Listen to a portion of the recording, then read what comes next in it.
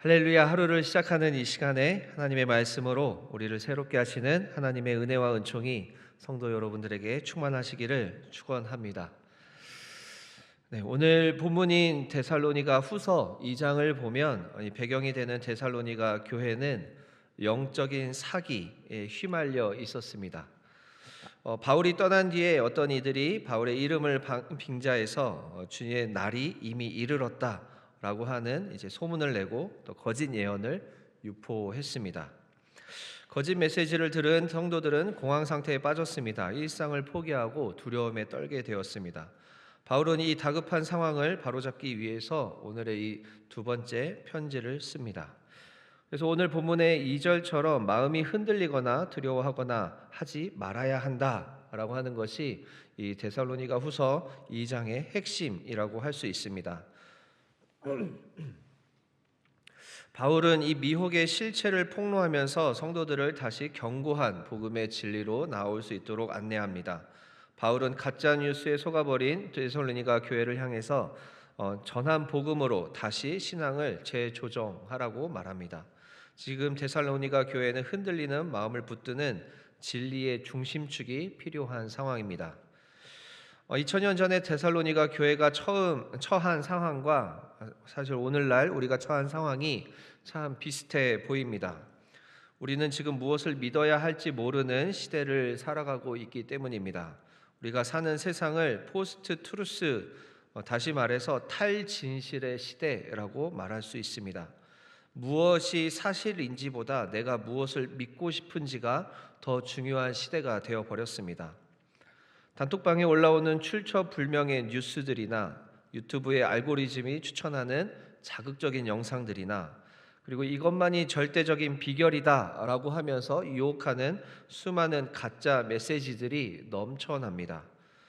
그래서 우리는 이 모든 뉴스들이 진짜라고 믿는 것보다 이 중에서 팩트가 무엇인가 한번 검증해야 된다라는 이야기들을 서로 하기도 합니다. 매일 아침 눈을 뜨자마자 뉴스를 보면 정보의 폭격을 받으며 우리의 마음은 심리적으로 흔들립니다. 심지어는 이제 AI가 너무나 발달하고 영상 기술이 너무나 발달해서 영상으로 보는 것들도 이것이 진짜인지 가짜인지 이제 헷갈리기 시작합니다. 얼굴을 똑같이 흉내내는 기술이라고 하는 딥페이크나 이제 AI가 계속해서 생성해내는 어떤 그런 가짜 뉴스들, 정보 오염의 시대, 전체적으로 미혹이 가득한 시대입니다. 무엇이 실제인지 구분하기 힘든 이 기술적인 임계점에 도달했다라고 보여집니다. 그리고 자극적인 가짜 정보가 우리의 관심을 더 끌어냅니다. 그래서 우리가 인터넷의 이 화면을 보아도 그냥 평범한 제목보다는 자극적인 제목에 더 클릭을 하게 됩니다. 이런 상황에서 미혹은 외부에서 들리는 수많은 그것들을 통해서 우리가 가지고 있었던 무엇이 진실이다라고 하는 이 감각을 이제 뒤흔들고 있습니다. 최근에 이제 뉴스를 보다가 러시아에 120 몇 년 만에 폭설이 내려왔다라고 해서 눈이 아파트 높이만큼 쌓였다라고 하는 영상을 보았는데 제가 그게 너무나 믿기지가 않아서 이게 AI가 만든 영상이 아닌가 이렇게 의심을 했습니다. 그런데 알고 보니까 그게 진짜였더라고요. 그러니까 저도 이걸 보면서 이게 AI가 만든 뉴스인지 이게 실제인지 이제 헷갈리기 시작하는 것입니다. 데살로니가 후서 2장에서 바울은 미혹의 파도를 넘는 분별의 영성에 대해서 말합니다. 이렇게 탈진실의 시대를 살아가는 우리 역시 오늘 본문을 통해서 하나님께서 우리에게 하시는 메시지를 잘 발견할 수 있기를 원합니다. 오늘 본문을 통해서 주시는 첫 번째 하나님의 메시지는 우리는 감정의 요동을 멈추고 중심을 잡고 기다릴 수 있는 신앙의 훈련을 해야 한다라는 것입니다. 우리는 이제는 감정의 요동을 멈추고 중심을 잡고 신앙으로 기다리는 신앙 훈련을 해야 한다라는 것입니다. 바울은 3절에서 데살로니가 교회를 향해서 누가 어떻게 하여도 너희가 미혹되지 말라라고 경고합니다. 데살로니가 교회는 소위 말해서 금방 예수님이 올 것 같다라고 하는 이 임박한 종말론의 생각들이 널리 퍼져 있었습니다. 데살로니가 후서는 신약 성경 중에서 가장 먼저 기록된 성경 중에 하나인데, 그리고 이 데살로니가 전후서를 기록하는 바울도 사실 그때 당시 이 데살로니가 전후서를 기록할 당시에는 바울도 주님이 금방 다시 올 것으로 믿었습니다. 그래서 바울은 하루하루를 허비하지 않고 계속해서 하루라도 더 빨리 선교를 하려고 그렇게도 분주하게 움직였었던 것입니다. 늘 무엇인가에 쫓기듯이 선교에 속도를 내었습니다. 그리고 가장 많은 사람들이 모여있는 도시로 가서 먼저 사역을 한 이유도 가장 짧은 시간에 가장 많은 사람들한테 복음을 전해야 되니까 사람이 많이 모여있는 곳으로 도시 선교를 떠난 것입니다. 그런데 복음의 내용을 이렇게 받았지만 한편으로 믿음이 아직 성숙하지 않았던 대부분의 초신자였던 사람들은 이 상황에 대해서 어떤 마음을 품었을까요? 바울은 굉장히 확실한 믿음의 내용을 가지고 있으니까 확신을 가지고 주님이 금방 오실 것을 믿으면서 열심히 사역을 합니다. 그런데 이 내용을 처음 들은 사람들은 그것이 잘 믿어지지도 않고 사실 좀 두려운 마음도 있었을 것입니다. 데살로니가 교회 성도들이 딱 그런 상황이었습니다. 한편으로는 본인들이 감당하고 있는 이 고난과 박해가 빨리 끝났으면 좋겠다, 주님이 금방 오셨으면 좋겠다 하는 마음이 한편 있는가 하면, 그런데 혹시나 이 종말이 어떻게 될 것인가, 무섭지는 않을까 하는 이런 두려운 마음들이 같이 있는 것입니다. 데살로니가 교회 성도들은 시간이 지나면서 자신에게 주어진 일상의 삶을 성실하게 사는 것보다 이제 예수님 언제 오실 것인가 라고 하는 이 시기에만 집중하게 되었습니다. 이 종말의 시기에 집착하다가 신앙인의 삶의 태도와 방향을 잃어버리게 된 것입니다. 원래 불안한 사회일수록 이 음모론과 극단적 종말론이 기승을 부리면서 사람들을 불안하게 합니다. 데살로니가 교회 성도들도 본인이 처한 상황들이 너무나 두렵고 박해가 많은데 또 주님이 금방 오실 것이다 라고 하는 이 생각이 같이 있으니 본인들의 일상의 삶을 어떻게 살아가야 하는지 헷갈린 것입니다. 그래서 우리가 살펴본 데살로니가 전서 후서의 말미에는 바울이 이런 이야기를 합니다. 계속해서 이런 상황에 휩쓸리지 말고 오늘 하루를 열심히 살아라. 일하지 않는 자는 먹지도 말라라고 하는 이 메시지가 데살로니가 교회에 전해진 것입니다. 왜? 사람들이 이제 주님이 곧 오실 것 같으니까 직장도 그만두고 하던 일도 그만두고 주님이 오실 것만 기다리자라고 하면서 하루 이틀 3일을 보내는 것입니다. 그러다 보니까 일상이 망가져 버린 것이고 신앙도 왜곡되어 있었던 상황이었습니다. 데살로니가 교회에 들어온 거짓 교사들은 이러한 연약한 데살로니가 교회 성도들의 마음을 미혹된 말로 흔들리게 했습니다. 그래서 바울 사도는 데살로니가 교회 성도들에게 미혹되지 말고 흔들리지 말고 처음에 전해들은 복음의 내용을 굳게 붙들라라고 권면합니다. 오늘을 살아가는 우리 역시 불안을 먹고 자라는 미혹에 휩쓸리면서 살아갑니다. 우리들의 분별을 가로막는 가장 큰 장벽은 내면의 불안 혹은 막연한 불안입니다. 삶이 안정되지 않고 미래가 불투명할수록 우리는 자극적이고 확실해 보이는 정보에 끌리게 됩니다. 내일 지구가 멸망한다라고 하는 식의 극단적인 메시지의 선포는 복잡한 현실 문제를 단칼에 해결해 줄 것 같은 어떤 그런 생각을 줍니다. 계속 걱정하면서 어떻게 될지 기다리는 것보다 차라리 양당 간에 무엇이 결정되면 좋겠다라는 식의 마음을 갖게 됩니다. 이런 것을 다른 표현으로는 인지적인 종결 욕구라고 이야기를 합니다. 계속 걱정하고 염려하면서 이렇게 될까 저렇게 될까 고민하는 것보다 그냥 차라리 그냥 이렇게 돼버렸으면 좋겠다 이렇게 생각하는 어떤 사람의 마음을 표현하는 것입니다. 불확실한 것을 견디지 못해서 빨리 결론을 내리고 싶어하는 사람의 욕구입니다.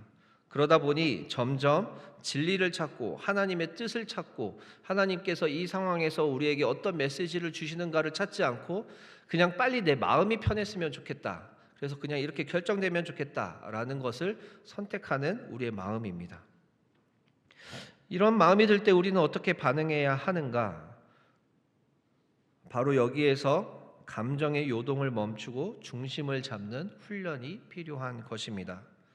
상황이나 환경, 나의 감정에 흔들리는 것, 그리고 우리 마음이 조급해지는 것, 불안해지는 마음들을 멈추고 여기에서 하나님의 뜻은 무엇인가, 하나님의 나에게 왜 이 상황을 주시는가를 다시 볼 수 있어야 하는 것입니다.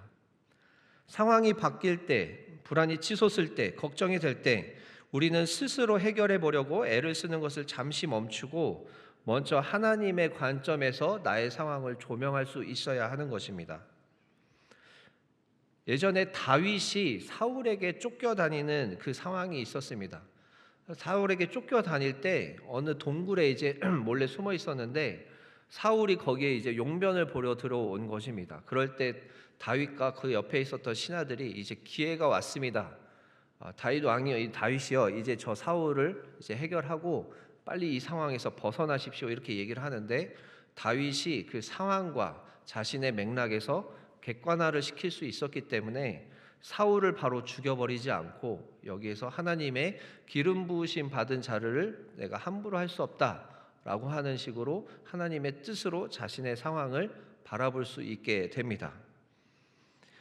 이 순간의 신앙적인 중심 잡기가 다윗에게 큰 신앙의 도약의 계기가 됩니다.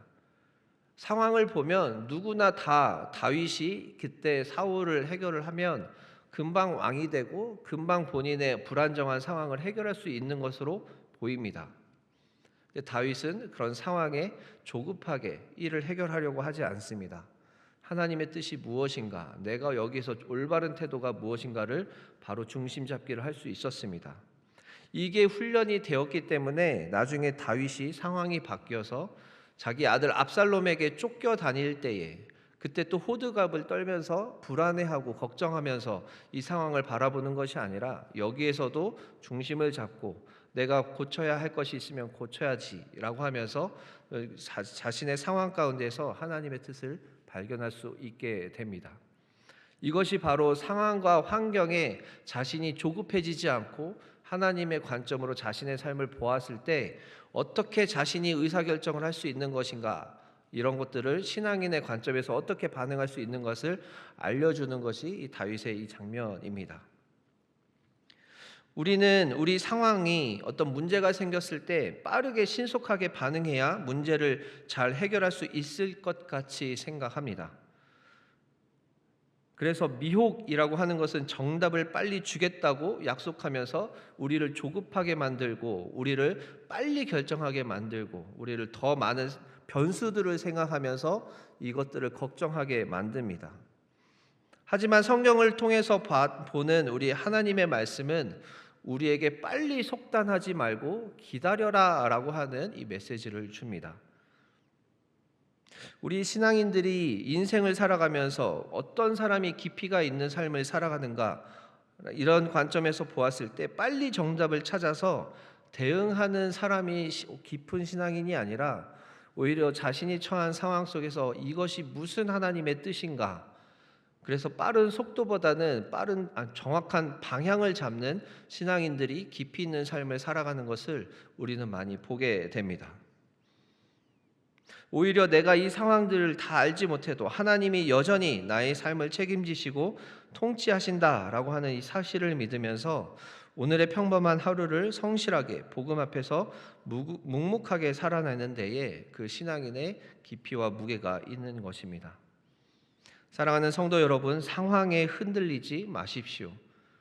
그리고 감정에 흔들리지 마십시오. 오히려 이 상황 가운데에서 하나님의 뜻을 발견하시기를 축원합니다. 오늘 본문을 통해서 주신 하나님의 두 번째 메시지는 우리가 받은 복음에 굳건히 서서 소중한 전통을 지키는 훈련을 해야 한다라는 것입니다. 우리가 받은 복음에 굳건히 서서 소중한 신앙의 전통을 지키는 훈련을 해야 합니다. 여기서 바울이 말하는 전통은 어떤 권위주의적인 것을 말하는 게 아니라 예수 그리스도의 복음이라고 하는 이 핵심 가치를 말합니다. 만약 이 전통의 복음이 이 복음의 정신을 해치는 것이 있다면 오히려 바뀌어야 합니다. 그렇다면 복음의 중심, 이 정신은 무엇인가? 사랑과 정의와 희생이라고 하는 예수님이 이미 보여주신 그런 태도들을 말합니다. 그것에서 벗어난다면 이 전통 역시 불법이 될 수가 있습니다. 그래서 이 전통에 우리가 가지고 있어야 하는 이 분별은 전통에 대해서 맹목적으로 그냥 그게 옳겠지라고 하는 순종이 아니라 지금 이 복음의 전통이 예수님의 성품을 드러내고 있는가를 끊임없이 생각을 해야 한다라는 것입니다. 바울은 오늘 본문의 15절에서 미혹을 받은 데살로니가 교회 성도들에게 해결책으로 굳건히 서서 말로나 우리의 편지로 가르침을 받은 복음의 전통을 지키라라고 메시지를 전하고 있습니다. 요즘 뉴스를 보면서 느끼는 것은 너나 할 것 없이 새로움에 대한 강박이 있는 것 같습니다. 요즘에 특히 AI 이게 이제 대두가 되면서 어딜 가나 다 AI 이야기로 굉장히 이야기 꽃을 피웁니다. 그래서 어떻게 사용하는 것이 어떻게 더 좋다 이런 식으로 서로 새로운 것들을 계속해서 공부를 합니다. 우리는 늘 신선한 정보, 자극적인 해석을 원합니다. 그래서 가끔 이미 다 아는 성경 이야기 말고 더 깊고 신비로운 것, 새로운 것은 없는가라고 하는 이 호기심이 우리 건강한 교회 공동체와 자신의 신앙 그리고 신학적 전통 이런 것들을 벗어나게 하는 것도 보게 됩니다. 사실 이단으로 빠지신 많은 분들이 그 유혹에 넘어간 것입니다. 교회에서 건강하게 가르쳐 주고 있는 이 신앙의 내용들, 그것보다 더 깊이 있는 무엇이 있지 않을까? 더 너머에 뭐가 있지 않을까? 남들 모르는 무엇을 나는 알고 싶다라고 하는 이 유혹이 넘어가서 이단의 내용에 빠져가는 것입니다. 뿌리 없는 나무는 화려한 꽃을 피울 수는 있지만 폭풍이 오면 가장 먼저 쓰러집니다. 그래서 우리가 지켜야 하는 신앙의 전통은 낡은 관습을 말하는 게 아니라 예수님이 보여주신 이 복음의 가치를 내가 삶으로 받아들이고 이걸 끝까지 고수하는 것을 전통을 지킨다라고 표현할 수 있는 것입니다. 오늘 요즘처럼 여러 가지 것들이 많이 변화하고 또 우리를 미혹하게 하는 것들이 많은 시대를 살아가는 우리들에게 필요한 것은 윤목민처럼 여러 가지를 알려고 방황하는 것이 아니라 확실한 복음의 내용 위에 우리의 삶을 세워가는 영적인 중심축을 세워가는 훈련이 필요하다라는 것입니다. 그러기 위해서 우리는 복음의 내용이 더욱 우리의 생각과 삶에 깊이 들어올 수 있도록 하는 작업이 필요합니다. 그것이 바로 늘 교회에서 말하는 기도하는 것, 성경을 보는 것, 그리고 하나님의 말씀 가운데서 자신의 삶을 돌아보고 깊이 있게 하나님과 교제를 나누는 묵상이다라고 하는 것입니다. 우리 자신과 하나님의 관계를 깊이 있게 가져가기 위한 고요하고 잔잔한 기도의 시간이 필요합니다. 기도를 하는 사람의 특징이 무엇인가? 하나님의 뜻에 자신을 조율해 나갈 줄 알게 됩니다. 처음에는 하나님, 난 이것이 필요합니다. 이것을 해주십시오 라고 기도를 시작했다가 기도의 깊이에 이르는 사람은 어떻게 되는가? 예수님처럼 하나님이 뜻이 그렇다면 제가 이렇게 옮겨가겠습니다 라고 하면서 기도를 하면서 바뀌게 됩니다. 성경을 많이 보는 사람들은 어떠한가? 너무나 많은 정보, 너무나 많은 메시지, 너나 할 것 없이 다 자기가 맞다고 말하는 이 세대 가운데서 그 모든 잡음들을 다 걷어내고 성경은 무엇을 말하고 있는가? 하나님은 어떻게 말씀하고 있는가를 볼 수 있기 위해서 성경을 보는 것입니다. 성경을 보지 않은 분들의 특징이 있습니다. 자기 주장이 굉장히 강하다라는 것입니다. 무엇이 진리인지 모르니까 자기 생각이 가장 맞다고 생각을 하는 것이죠. 성경은 우리를 겸손하게 합니다. 어떤 상황에서 어떻게 대응하는 것이 공식적으로 나오는 게 아니라 성경은 이 말씀도 하고 저 말씀도 합니다. 그래서 우리가 어떤 의사결정을 하기 전에 굉장히 조심스럽게 만들어 주는 것이 성령의 말씀입니다. 그래서 우리가 성경을 봐야 된다라는 뜻이 무엇인가? 하나님의 뜻이 무엇인지 알기 위해서 우리를 겸손하게 하고 나의 뜻을 내려놓고 세상의 메시지를 내려놓고 하나님이 하시는 말씀이 무엇인가 알기 위해서 성경을 보는 것입니다. 가장 기초적인 작업, 기도하고 성경을 보는 것이 우리를 가장 중심적인 신앙의 기초 위에 우리를 만들어가는 것입니다. 기도하고 성경을 보고 깊이 묵상하는 고요하고 잔잔한 시간을 만드는 것이 바로 신앙의 훈련의 영역입니다. 이게 쉬운 것 같지만 보통 어려운 것이 아닙니다. 우리 일상의 삶에서 우선순위로 삼기가 어렵습니다. 교회의 기도의 시간, 예배 시간으로는 사실 충분하지 않습니다. 기도하고 성경을 보고 묵상하는 시간보다 더 압도적으로 많은 시간을 우리는 비성경적이고 세상적인 가치관에 많이 노출되어 있는 메시지에 우리가 거기 휩쓸리기 때문입니다. 올해부터 사마을 남성 집사님들과 성경 읽기를 함께 시작을 했습니다. 한 분 한 분 보면 바쁜 인생의 시계를 보내고 있습니다. 가장 열심히 일할 나이이기 때문입니다. 새벽부터 나가서 저녁 늦게까지 일을 하는 가운데 자신의 삶을 돌아볼 여유조차 없는 시기를 살아가고 있습니다. 그래서 성경 읽기를 하는 분들의 마음을 보니 그 와중에서라도 신앙을 붙들려고 몸부림을 치면서 이 성경 읽기를 하고 있는 것입니다. 성도 여러분들께서도 새해 신앙적인 결기를 가지고 각자 어떤 것들을 결단하고 다짐하면서 하나님 앞에서 시간을 보내시면 참 좋겠습니다. 사랑하는 성도 여러분, 세상은 앞으로 더 어지러워질 것이고 더 세련되게 우리를 미혹할 것입니다. 가짜와 진짜의 경계는 더 모호해질 것입니다. 하지만 두려워하지 마십시오. 하나님은 여러분을 처음부터 택하셔서 성령의 거룩하게 하심과 진리를 믿음으로 여러분들을 구원받게 하셨습니다. 우리는 그 은혜의 복음을 지키기 위해서 조급해하지 않고 동요하지 않고 우리가 받은 복음에 전수된 내용들 기도하고 성경을 보고 또 묵상하는 이 기초적인 삶을 중심을 잡고 해 나갈 때 우리의 삶은 이 휘둘리는 세상 가운데서 중심을 잡고 살아갈 수 있을 것입니다. 오늘 하루 하나님의 말씀 가운데 깊이 묵상하시고 또 기도하시는 그 하루를 보내시기를 축원합니다. 함께 기도하시겠습니다. 사랑이신 하나님 참으로 감사합니다. 말씀으로 우리를 깨닫게 하셔서 이 미혹이 많은 이 시대를 살아갈 때 어떻게 살아가야 할지 말씀을 통해서 경종을 울려주시니 감사합니다. 매일마다 우리는 미혹의 소리를 들으면서 살아갑니다. 그래서 우리가 하는 생각과 판단들, 결단들이 하나님께서 기뻐하시는 생각인지 하나님께서 기뻐하시는 결정인지 걱정되고 두려울 때가 있음을 고백합니다. 하나님, 우리가 성령의 인도하심으로 미혹의 소리에 속거나 흔들리지 않고 하나님께서 우리에게 주신 이 복음을 발판 삼아서 확실한 믿음의 반석을 다지며 살아가게 인도하여 주시옵소서. 우리가 훈련해야 하는 것들이 있다면 마땅히 훈련하게 하시고 분별해야 하는 것들이 있다면 말씀에 기초하여 분별할 수 있도록 인도하여 주시옵소서. 연약하고 죄 많은 그리고 자격 없는 우리를 택해 주셔서 죄로부터 구원해 주시니 감사합니다.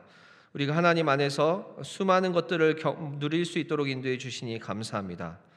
자격 없는 우리에게 하나님의 구원의 복음, 십자가의 복음, 하나님 나라의 복음을 주셔서 함께 하나님 나라를 세워갈 수 있도록 역할과 사명을 주시니 감사합니다. 하나님, 우리가 하나님께 받은 은혜와 복을 기억하면서 우리에게 맡겨주신 역할과 사명을 다할 수 있도록 성령의 충만함과 힘과 용기와 지혜를 더하여 주시옵소서. 그리하여 우리가 많은 사람들을 살리고 생명을 살리는 일들에 함께할 수 있도록 인도하여 주시옵소서. 우리 주님의 권속들 가운데 여러 가지 문제를 안고 하나님께 나아가는 성도들이 있습니다. 간절한 기도의 제목들에 귀 기울여 주시옵소서. 건강의 문제로 하나님께 나아갑니다. 하나님, 모든 연약한 것들을 하나님께서 치료하여 주시고 온전케 하시고 회복시켜 주시옵소서. 하나님, 재정의 문제로 씨름하며 기도합니다. 하나님 주시는 것도 하나님이시요 가져가시는 것도 하나님이신 것을 고백하면서 우리가 하나님 말씀 안에서 청지기의 삶을 잘 살아갈 수 있도록 인도하여 주시옵소서. 하나님, 우리가 이 땅 가운데에서 관계의 문제로 애쓰고 있는 것을 하나님께 올려드립니다. 하나님, 우리 스스로의 지혜로는 풀 수 없는 것들, 이 관계의 문제를 하나님께서 역사하셔서 모든 어그러진 관계들이 다시 온전케 될 수 있도록 인도하여 주시옵소서. 하나님, 차마 남에게 말하지 못하는 각자 가정의 문제들이 있습니다. 하나님께서 알고 계십니다. 은밀한 우리의 기도의 제목들을 들어주시고 역사해 주셔서 하나님의 살아계심을 우리 모든 가족이 다 경험할 수 있도록 인도하여 주시옵소서. 하나님께 돌아와야 하는 영혼들 많이 있습니다. 하나님께서 속히 돌아올 수 있도록 인도하여 주시옵소서.